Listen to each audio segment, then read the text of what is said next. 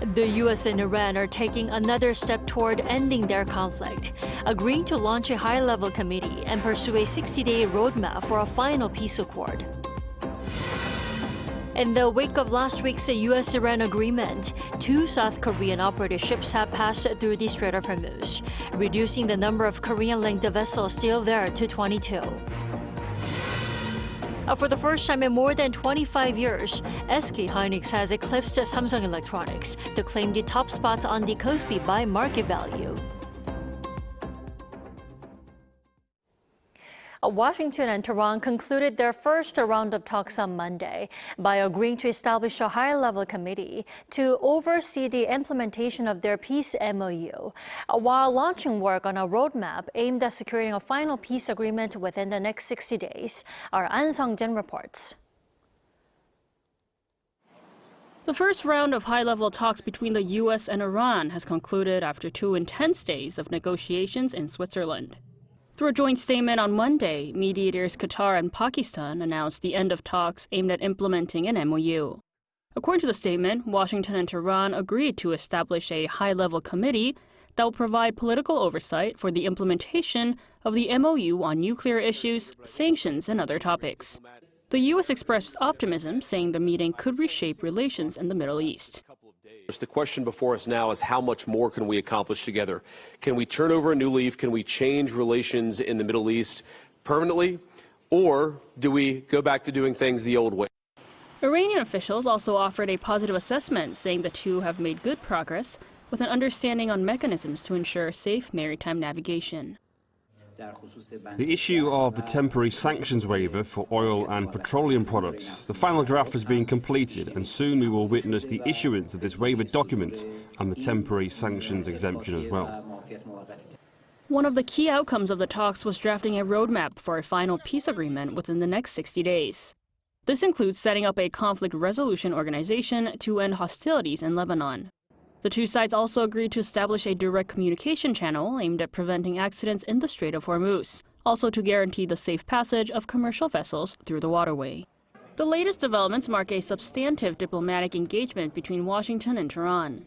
With technical teams from both countries remaining in Switzerland to continue working-level discussions, these talks could be a milestone toward reducing tensions across the Middle East. An Sung-jin, Arirang News. Now, the guns may have fallen silent, but the economic fallout is far from over. The U.S. spent over $40 billion during the conflict with Iran, with the costs continuing to send shockwaves through the country's economy. Our Hong Sa-jung reports. The U.S.-Iran war has cost the Pentagon roughly $40 billion. That's according to the Center for Strategic and International Studies, or CSIS, on Sunday, and includes expenses for munitions, destroyed equipment, and damage to U.S. military bases. Munitions accounted for the largest share of the spending, making up 2/3 of the total at $2.6 billion. The figure includes the use of weapons such as Tomahawk missiles, which cost approximately $2.5 million each. Mark Kansian, a senior advisor at CSIS, said that long-range, high-performance, and costly weapons were used in large numbers, with reports showing that around 1,000 Tomahawk missiles were deployed. The initial phase of the war saw the highest level of spending. CSIS says $3.7 billion was spent in the first 100 hours of the war, rising to $16.5 billion by the 12th day. CNN also reports that the U.S. government requested an additional $80 billion in emergency funding, with less than $20 billion of that amount allocated for operations related to the Iran conflict. Beyond the direct cost of the war, the conflict also weighed on the economy, fueling higher fuel prices and inflation. Due to the conflict, average nationwide gasoline prices rose above $4 per gallon, up from less than $3 per gallon. According to Energy Tracker from Brown University, U.S. households spent more than $253 above what they would have spent in the absence of the war. The U.S. Strategic Petroleum Reserve also fell to its lowest level since 1983. Although negotiations between the U.S. and Iran are progressing smoothly, inflation continues to decline only gradually. Hong Sa-jung, Arirang News. Now, maritime flows through the Strait of Hormuz are steadily recovering, with 2 more South Korean operated vessels passing through after Washington and Tehran reached their accord.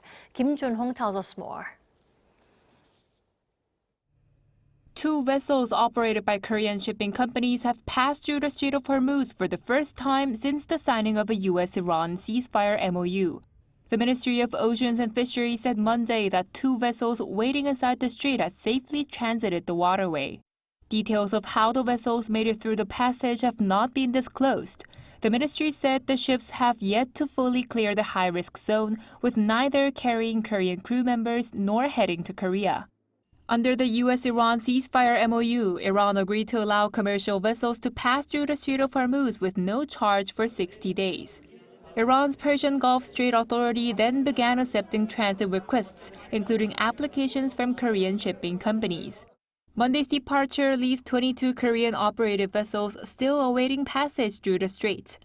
A total of 135 Koreans remain on ships in the area. Of them, 102 are on Korean-operated vessels, while 33 are on foreign ships. Addressing the issue on Monday, Foreign Minister Jo Hyun said the government will continue efforts to ensure the safety of Korean vessels and crews.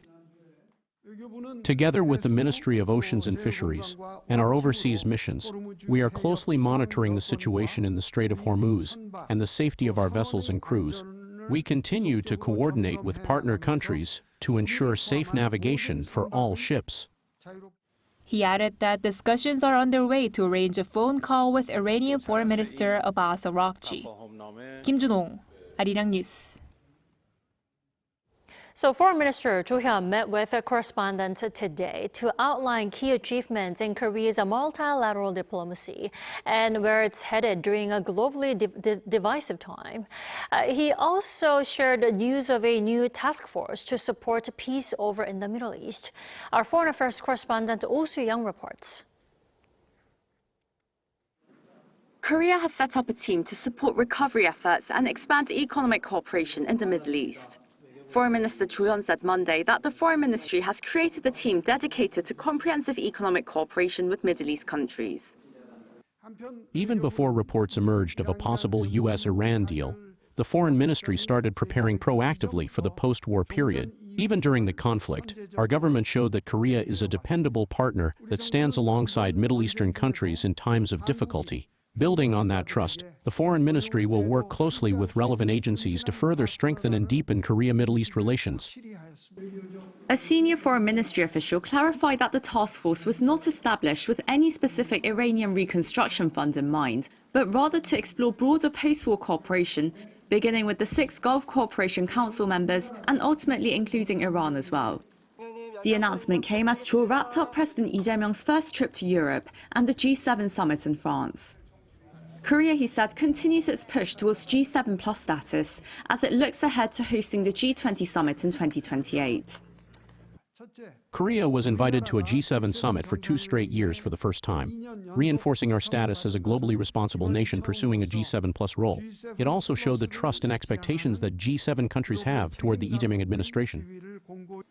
While not a G7 member, Korea joined 7 of the 8 outcome documents adopted at the summit's expanded session, covering issues ranging from development and macroeconomic stability to digital governance, health and migration. The president's trip also produced a number of bilateral outcomes in Belgium, the European Union and Italy, including upgrading bilateral ties with Rome to a special strategic partnership.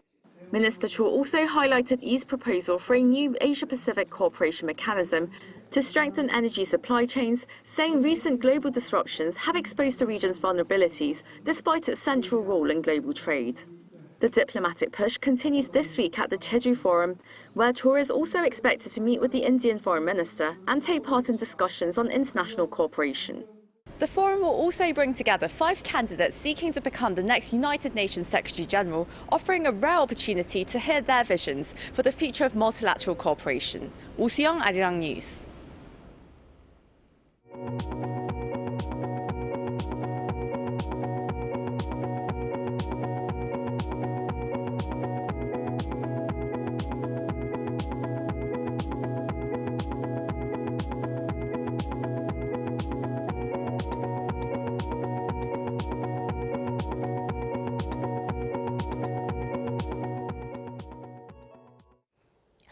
SK hynix on Monday has overtaken Samsung Electronics as South Korea's most valuable listed company by market capitalization.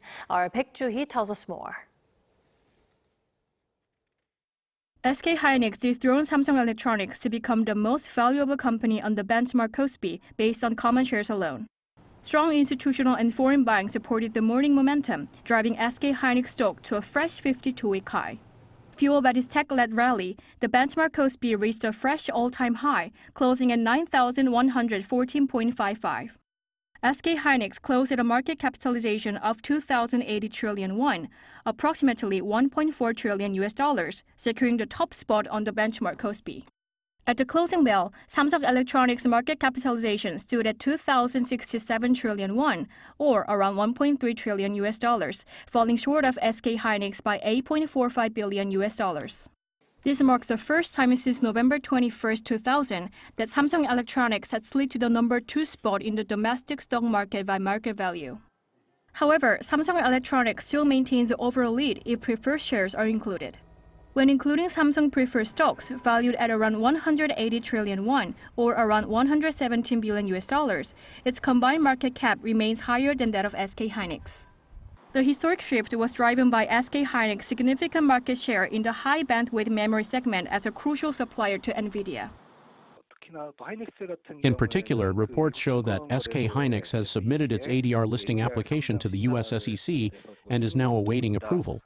This anticipation seems to be drawing much stronger investor interest compared to Samsung Electronics. In contrast, the impact of the AI boom on Samsung Electronics was relatively diluted. Because Samsung operates a highly diversified portfolio, including smartphone, home appliances, and displays, its overall corporate value responds more slowly to specialized semiconductor trends. Competition will intensify as each company showcases its technological edge. Following today's reports that Samsung Electronics has shipped samples of its 12-layer HBM, we are seeing an accelerating technology race. Ultimately, however, the most critical factor will be which company NVIDIA chooses as its semiconductor supplier. This intraday reversal carries significant symbolic weight, signaling a fundamental shift in market leadership. As the industry enters a prolonged AI-driven semiconductor supercycle, the market value battle between the two tech giants is expected to intensify. Baek Joo-hee, Arirang News. Now, China has released footage of a DF-17 hypersonic missile launch for the first time. The move is widely seen as a military demonstration aimed at the U.S., Japan, and Taiwan amid ongoing diplomatic and security tensions. Our Lee Ju-yeon tells us more. China has for the first time released launch footage of its DF-17 hypersonic missile ahead of the U.S.-led Rim of the Pacific exercise. Footage released by CCTV military program on Saturday showed a joint military exercise in China's Gobi Desert, including the launch of a DF-17 missile. A Chinese military commentator told CCTV that this is the first time state media has aired footage of a DF-17 launch, calling it a sign of the high level of operational readiness of the Chinese military tactical missile branch, Rocket Force.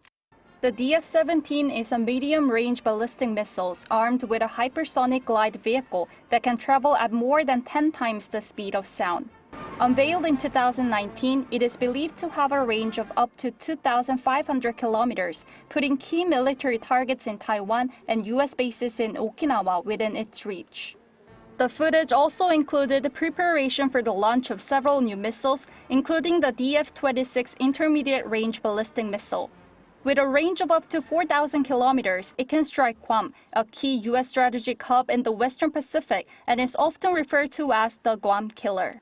Analysts highlight the timing of the release, coming shortly after the G7 summit and ahead of the U.S.-led RIMPAC exercise. Broader concerns are also being raised over U.S. missile defense deployments in Japan, the Philippines, and Taiwan. It can be seen as a warning signal related to joint military exercises. But also more strategically, it appears to reflect a stronger intent to counter U.S. missile defense systems deployed in Japan, Taiwan, and the Philippines. Meanwhile, RIMPAC will be held from June 24th to July 31st in waters of Hawaii. It will bring together more than 25,000 troops from 31 countries to strengthen collective defense capabilities and promote a free and open Indo-Pacific. Lee Ju-yeon, Arirang News. In the meantime, as China showcases its own military strength amid rising military competition, U.S. Marines stationed in Okinawa have officially deployed advanced missile and air defense systems. According to Japan's Nikkei newspaper on Monday, this deployment comes amid a series of large-scale U.S.-Japan military exercises, reflecting intensifying strategic competition in the region and strengthening operations in remote island regions. The new equipment includes a Nemesis, an anti-ship missile platform used for littoral protection, and MADIS, a short-range air defense system capable of detecting and intercepting drones and low-flying aircraft. Analysts say the latest moves show efforts to enhance readiness in the event of a potential conflict. In other news, K-beauty's popularity in France is creating new opportunities for Korean companies, with even smaller brands finding growing success in the market. Our culture correspondent Park Kwon-woo reports from Paris. French consumers no longer need a luxury French label to catch their attention. Increasingly, they're seeking out beauty products marked Made in Korea, waiting in long lines and even rearranging their whole day for them. That was evident throughout Korea Expo 2026, held in Paris last week. Yeah. She missed her internship to come here, so we are really excited. Yeah. We see like all the Koreans have like perfect skin. Yeah. That enthusiasm was visible throughout the venue. So here at the K-Beauty Zone, visitors aren't just stopping by for a quick look. They test products, collect samples, and even leave with full shopping bags. K-Beauty here in France is going beyond curiosity and is leading to actual consumer demand. Thousands of visitors spent the day sampling products and learning skincare routines inspired by Korea at hundreds of booths. And exhibitors say the enthusiasm is no longer just about trends. Many visitors arrive already knowing a great deal about Korean beauty products, so they come to experience them firsthand, often making purchases right there and then. Beyond on-site sales, organizers are also helping participating companies expand into the French market by subsidizing exhibition costs and arranging meetings with potential buyers. Each year, more locals and buyers attend the events and get matched with participating companies.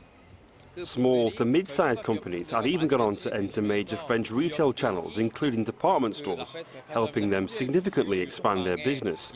These success stories continue to grow each year. Organizers say their goal is not simply to promote Korean products, but to help them become part of everyday life in France as demand for Korean brands continues to grow. Park Kwon-woo, Arirang News, Paris.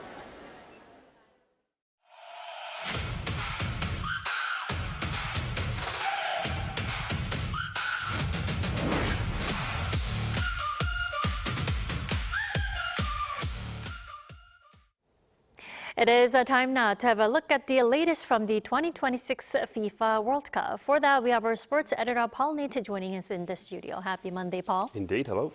Paul, let's begin with Korea. I understand a leading sports data company has shown that the Taeguk Warriors might have a great chance of reaching the knockouts. So tell us more. That's right, yes. Despite that loss to Mexico, Korea, of course, are still second in Group A. Right. And Opta released its latest outlook on Sunday and gives Korea a 91.22% chance of reaching the round of 32. Another firm, Football Myths Data, has given Korea a 77.3% chance of finishing second in the group. This would mean a favourable possible route to the round of 16, facing second in Group B. As things stand, Opta predicts Korea to face Switzerland in Los Angeles. The two figures show that despite the loss to Mexico, Korea are well placed to progress. Their fate has been helped somewhat by the draw between South Africa and Czechia. South Korea face South Africa on Wednesday night in Monterrey, or Thursday at 10 a.m. Korea time. You know, obviously, a win in the next game against South Africa this Saturday would be the best scenario. But the question is, could a draw mean anything? Yes, I mean, a win obviously ideal, but a draw would actually seal a place in the next round and second place in the group. Now, should Korea draw with South Africa, second place would be secured regardless of how Czechia do against Mexico. This is because the first tiebreaker is head-to-head, meaning that should Korea and the Czechs finish level on 4 points, Korea would go through in second thanks to that 2-1 win in the first game. Even a loss might still mean third place, and Korea would go through as one of the better placed third place teams due to the group opener win. Now, looking ahead then to the match on Thursday, Facundo Teo, an Argentinian referee, has been appointed to oversee the game. Teo oversaw Korea's 2-1 win over Portugal at the 2022 World Cup, so it might be a lucky omen. The match will be played in Monterrey, not Guadalajara, where the weather is actually even hotter and more humid. Wow, well, fingers crossed for Team Korea. Elsewhere, I understand there have been some more records. Yes, some more records for some nations and some World Cup milestones as well. Japan, thanks to a 4-0 win over Tunisia on Saturday in Monterrey, set the record for the biggest win at a men's World Cup by an Asian team. The match itself was also number 1,000 at a FIFA Men's World Cup. Japan are one of just 2 Asian teams to remain unbeaten so far. Iran, too, are yet to lose, but they drew both of their games. The Netherlands, in the same group as Japan, beat Sweden 5-1. Cody Gakpo's goal in the 54th minute to make it 4-0 was the 100th at this current World Cup. It was scored in the 33rd game. This is the fastest pace to reach a century of goals in 68 years. The previous best in more recent history was Brazil 2014, which took 36 games. You know, this is despite the heat and the hydration breaks affecting momentum. Now, there have been some first wins and some records for some countries. Let's talk about that. Right, yes, some first wins, some first goals and some first points for some countries. Now, Egypt, who have won AFCON a record 7 times, now have their first ever World Cup win. On Sunday, they came back from a goal down to beat New Zealand 3-1. Meanwhile, Curaçao earned their first ever World Cup point on Saturday, drawing 0-0 with Ecuador. Cape Verde stay unbeaten with another draw, but this time they got their first World Cup goals, going ahead against Uruguay, then equalising in a 2-2 draw. DR Congo got a 1-1 draw with Portugal, meaning that that was a first goal and first point at a World Cup for them. There were also first goals for Uzbekistan and Jordan, but they both came in 3-1 losses. And still so many matches to go and enjoy. Paul, I'll see you next Monday. Thank you, yeah.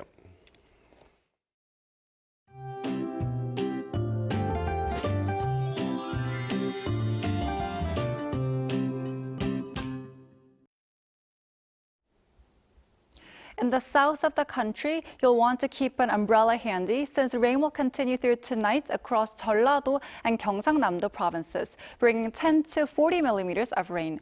Jeju Island could see up to 80 millimeters until tomorrow morning. Looking ahead, the weather will remain mostly sunny throughout the week, with early summer temperatures typical for this time of year. Tomorrow morning's temperatures will be slightly lower than today's in most regions. Seoul will start the day at around 19 degrees Celsius, Chuncheon at 16 degrees, Daegu at 17 degrees. Then by the afternoon, early summer warmth will continue in the western regions, with Seoul's high reaching 29 degrees Celsius and Gwangju 27. More rain is on the way for Jeju Island, arriving early Wednesday morning. With cold air in the upper atmosphere, conditions have become unstable, so frequent showers are expected across inland areas over the next several days. Now here's a look at the weather around the world.